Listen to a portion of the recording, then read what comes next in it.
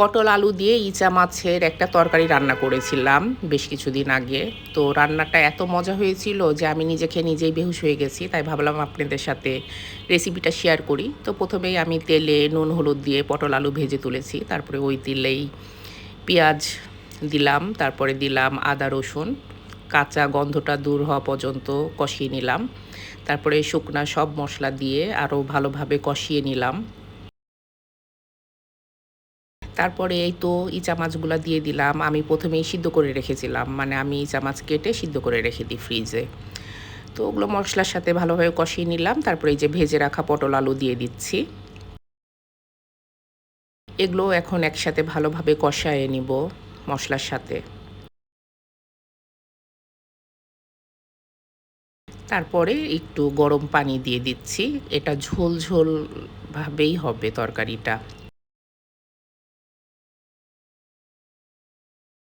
তারপরে একটু সবকিছু মিক্স করে উপর দিয়ে চেরা কাঁচামরিচ আর জিরার ফাঁকি, তেলে রাখা জিরার ফাঁকি দিয়ে দিলাম। তাহলে ঘ্রাণটা খুবই ভালো আসে।